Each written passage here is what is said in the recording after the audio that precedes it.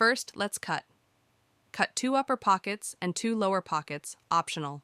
Cut 1 back and 1 front. Cut 1 waistband. Now let's sew.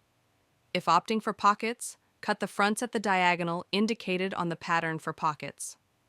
Trace the upper and lower pocket pieces from the pattern. Stitch the upper pocket pieces to the front diagonal, right sides together.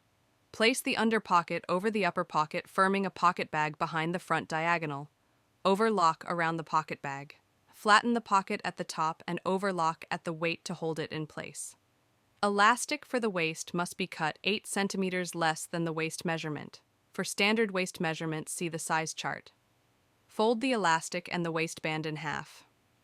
Lay the elastic over the waistband 6 millimeters from the top. Sew the back seam. Fold the waistband over the elastic and pin in quarters. Overlock the elastic into the waistband. Sew the crotch seams on the back and the front. Place right sides together and overlock using a 6 millimeter seam allowance. Lay the back over the front, right sides together, overlock the side seams. Overlock the underleg seam, starting from the bottom of each leg and sewing to the crotch.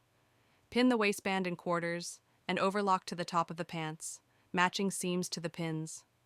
Hem the pants or shorten by 4 centimeters and add rib trim cuffs. The cuffs should be 12 centimeters wide by 65% of the length of the area you want to trim. However, each type of rib trim is different, so be sure to test the trim against the area to get the best fit.